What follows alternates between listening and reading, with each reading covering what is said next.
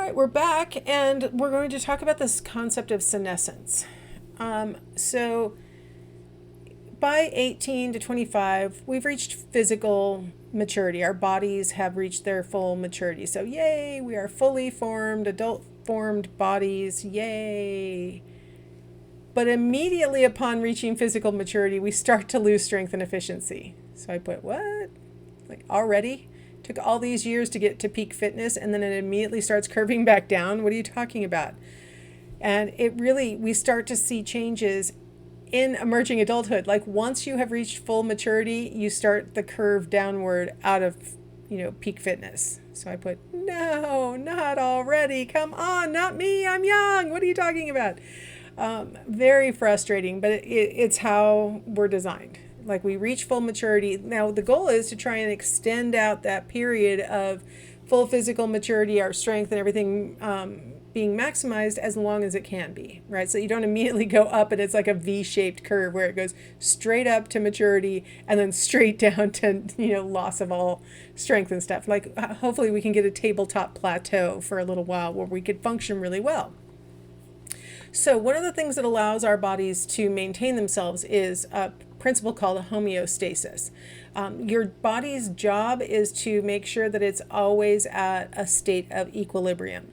So if you have drunk too much water, you will pee it out. If you have eaten too much food, you will poo it out, right? Like, it will, and if you are thirsty, you are driven to go get some water, right? To maintain that equilibrium. If you are drinking enough water, but you can't really hydrate your cells well enough, you'll be driven to consume some salt. Like, these things will help to make sure that you maintain equilibrium, adequate hydration at all times, adequate nutrition at all times. Like, that's your body's job. Your body's also doing much more subtle things, like trying to maintain calcium levels and trying to maintain, the proper levels of zinc and manganese and all the things that it needs to have. It's trying to maintain all those things all the time. So here's an example of calcium regulation. You have this whole cycle that you don't even think about or know about, but that you consume food, it gets processed by the kidneys then pass out the calcium for the bones to absorb, and that if there's excess calcium in the blood, it goes up to the parathyroid glands to tell the parathyroid hormone to stop being secreted so that you stop absorbing the calcium. Like, it all is doing its thing. And, during young adulthood, we're at our max capacity to be able to do this kind of regulation and keep ourselves in homeostasis. Even with some insults, right? Like, maybe you drank too much last night, or maybe you ate food that wasn't, the best for you, and you didn't have enough nutrition relative to salt or fat or sugar or whatever. You can recover from it a lot faster when you're younger than you can as you get older. Like, your bodies will have more difficulty maintaining homeostasis with age. So it's the most efficient during this emerging adulthood period. Senescence reduces efficiency. And so as our body is starting to lose its peak fitness, then we start to see ourselves showing signs of dehydration, or developing kidney stones, or these other signs that our attempts to maintain homeostasis just are not as effective as they used to be. Maybe you get a headache more when you're older than you did when you were younger, things like that. Now, one of the things I said, we want to keep maximum capacity as much as we can. Well, what we can do lifestyle wise is to exercise and to follow good nutrition. So if we don't clog up our kidneys when we're younger with too much salt and other things, too much calcium that they can't process, if we don't clog it up when we're younger, then it makes it more efficient when they get older, right? Like, they haven't taken as many insults when it was younger. It's going to be functioning better when it gets older. So doing the best we can to follow good nutrition, to exercise every day, things like that. That will help to slow senescence and allow us to maintain homeostasis better. All right, what about sexual activity in emerging adulthood? Our sex hormones peak around age 20. For males, the most frequent orgasms of their lives will be around age 19, and just FYI, that's oftentimes by themselves. It's not always with a partner, but they're having a lot of sexual impulses, a lot of spontaneous arousal, stuff like that. For females, it's not going to happen until more like 35. Even though the sex hormones peak around age 20, for women, the most frequent orgasm is a little later, and a lot of that has to do with sort of body image issues and self-confidence and a whole bunch of other factors that make it more likely that women won't really figure out how to reach orgasm reliably until they're a little bit older, on average. Emerging adulthood is the best time for reproduction. It is very rare for people between the ages of 18 and 25 to experience infertility. Infertility is defined as having regular sexual intercourse for at least a year without any kind of birth control and failing to conceive. So that characterizes about 15% of Americans, that they can go an entire year without using birth control and having sex frequently and not become pregnant in a year. It's very rare. It's much less than 15% in the 18 to 25 year range. It's more like 5% of people in that age range that would have difficulty with fertility. When a pregnancy occurs, birth complications are much more rare in the 18 to 25-year-old range than they are in older moms, particularly if you take a leap to 35 to 45. Birth complications are exceedingly common in 35 to 45-year-olds. So it's emerging adulthood includes the most successful years for reproduction. I just read an article where the person was arguing that we've got our career goals flipped, that we want to start our careers first and then start our families. And this person was arguing we should start our families first and just work like part-time jobs or whatever will put food on the table, and then start our careers when we're 40. And I've made an argument that's similar to that, but I made a sex-based argument. Like, it's okay for men to be pursuing their careers because oftentimes having a child doesn't interfere with a man's career like it does with a woman's career. And unfortunately for women, their prime years for having children are their prime years for going to college and getting started in a career and things like that. And so I kind of agreed with this article, only I was saying, it needs to be a little more sexist, really honestly, because of biological sexism, that, men oftentimes can reproduce and have, and continue on with their career, not have to take time off, these kinds of things that can set women back. So thought it was kind of interesting that I read the basic thing that I've been saying for a long time. The advice I give my own daughter is that, getting your family started first is actually, that you probably can't put off. That's, if you want to have children, you probably can't put it off. People can do it. I know everybody always throws up Janet Jackson, but she put a lot of money and things that normal people don't have in order to have a baby at 50. I mean, the average person can't afford to do that. Just the finances, not to mention the physical risk that she was at. Birth complications are very rare for young moms, and so this is the best time for reproduction. I thought this was a pretty interesting chart that they just added to this edition of the textbook, and it's a comparison around the world of adults who believe that premarital sex is wrong. So this isn't just a poll of emerging adults. This is adults in each of these areas of the world and who believe that premarital sex is wrong. And Europe, very few adults think that premarital sex is wrong.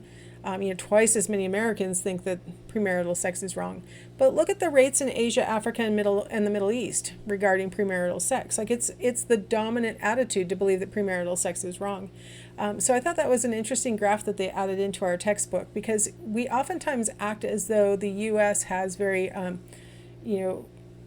prudish attitudes about sex because we compare ourselves just to Europe. But when you look around the rest of the world, you find out that actually we don't have super prudish attitudes compared to the rest of the world. This fixation on just comparing the U.S. to Europe causes some incorrect impressions. If you look at the rest of the world, oftentimes Europe and the U.S. are actually out of step with the rest of the world. So I thought I'd share that little graph from your textbook. Let's talk a little bit about some of the effects that the availability of contraception has had on sexual activity in emerging adulthood.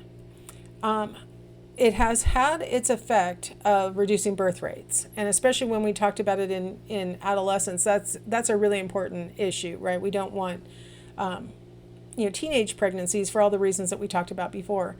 But in emerging adulthood and beyond, I don't know if birth rate is always the problem as much as unplanned pregnancies. And even as we talk about birth rates going down because of the availability of contraception, it's still the case in the U.S. today that 40% of children were unplanned in any given year.